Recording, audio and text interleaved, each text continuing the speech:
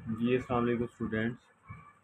देखिए जी डे 2 चल रहे हैं और एक्सरसाइज है 7B और यहाँ पे क्वेश्चन नंबर 3 कर रहे हैं।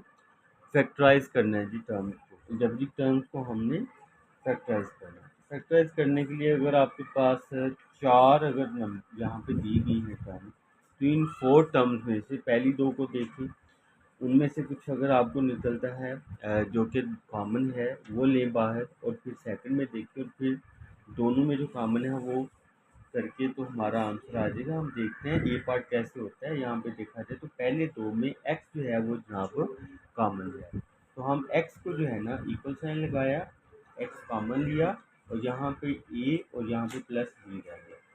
और नेक्स्ट अगर हम देखें तो इसमें जी कॉमन है, तो प्लस का साइन आ रहा है तो जी हमने ले लिया, तो इधर रह गया ए प्लस बी। देखिए जी ए प्लस बी ही यहाँ पे भी है, यहाँ पे भी है, इनमें कॉमन है, तो हम इसको ए प्लस बी जो है वो लिख लेते हैं दोनों में कॉमन, और इधर एक्स प्लस बी जो है वो यहाँ पे लिख लेते हैं, तो यही इसका आंसर है। अब बी पार्ट चेक करें ज़रा।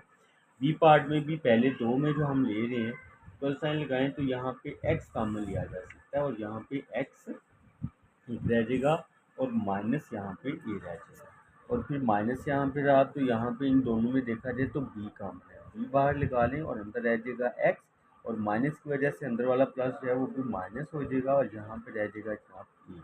देखिए जी एक्स माइनस ए, एक्स माइनस ए, ओके। यहाँ पे हम एक्स माइनस ए कॉमन लिख लेते हैं एक दफ़ा, और एक दफ़ा एक्स माइनस बी जो हमने कॉमन लिया था वो लिख लेते हैं, तो ये इसका आंसर हो जाएगा। अब नेक्स्ट देखिए जनाब सी पार्ट आप चेक करें।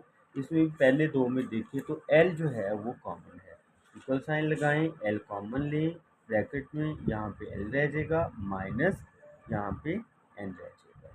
चलिए यहाँ पे नेक्स्ट प्लस लगाएं और एल एम में से इन दोनों में एम जो है वो कॉमन है, तो एम कॉमन लिया, यहाँ पे एल रहेगा और यहाँ पे माइनस एन रहेगा। देखिए जी L minus N, L minus दोनों कॉमन आ गए, तो ठीक है, एक दफ़ा एल माइनस एन लिख लेते हैं और एक दफ़ा जो कॉमन हमने लिए हैं वो एल प्लस एम लिख लेते हैं, तो इसका आंसर ये हो जाएगा। अब डी पार्ट चेक करें। यहाँ पे इन दोनों में पहली दो टर्म्स हैं, इनमें अब देख लें कि वाई जो है वो कॉमन है, तो हम इसमें वाई जो है वो कॉमन लेते हैं। वाई हमने बाहर लिया तो अंदर हमारे पास 4x बच गया और यहाँ पे माइनस का वाई बच गया, और इन दोनों में देखें तो अगर यस यहाँ पे 3 जो है वो कॉमन आ रहा है, 3 कॉमन आ रहा है, और फिर देखा जाए तो जी भी कॉमन आ रहा है, तो आप प्लस 3 जी जो है वो कॉमन ले लें और अंदर आपके पास जो बच जाएगा यहाँ पे 4x बच जाएगा और यहाँ पे माइनस का y बच ले जनाब। और इन दोनों में देखें तो 4x माइनस वाई और 4x माइनस वाई, एक दफ़ा 4x माइनस वाई जो है वो लिख लेते हैं, और एक दफ़ा जो कॉमन आए हैं इसमें प्लस 3 तो ये हम लिख लेते हैं, तो ये इसका आंसर हो जाएगा। अब ई पार्ट इसका चेक करें ज़रा। ई पार्ट में पहले दो में ए जो है वो कॉमन आ सकता है, तो ए हम लिख लेते हैं, लेकिन ए नहीं, यहाँ पे ए का क्यूब है और एक स्क्वायर भी है, तो ए का स्क्वायर आप कॉमन ले सकते हैं। ए का स्क्वायर लिया तो यहाँ पे ए रह जाएगा और -5 रह जाएगा, और यहाँ पे प्लस इन दोनों में कोई चीज़ कॉमन है, जहाँ पे कोई चीज़ नहीं कॉमन होती वहाँ पे 1 होता है, तो 1 ले लिया तो यहाँ पे ए -5 सेम एज इट इज़ आ गया।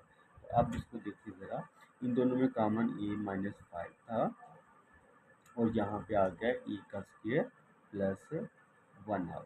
ले जाओ, इसका आंसर ये होगा। अब एफ पार्ट आप चेक करें ज़रा। इसमें पहले दो में जो कॉमन आ रहा है और देखा जाए तो जनाब एन कॉमन आ रहा है दोनों में, तो यहाँ पे एम एन बचेगा, ठीक है, और यहाँ पे माइनस पी का स्क्वायर बचेगा, और इन दोनों में देखें तो माइनस का, इन दोनों में कुछ भी कॉमन नहीं आ रहा, तो आप 1 कॉमन ले लेंगे और यहाँ पे एम एन आ जाएगा, और ये माइनस की वजह अंदर वाला भी माइनस हो जाएगा, पी का स्क्वायर आ जाएगा। देखा जाए तो M N minus P square, M N minus P square common है, तो चले जी एम एन माइनस पी का स्क्वायर इसको कॉमन ले लेते हैं, और जो पहले दोनों में कॉमन आया है उसको एक दफ़ा हम लिख लेते हैं ब्रैकेट में, और ये इसका आंसर है। ये तरीकाकार जी इसकी फैक्टराइजेशन का।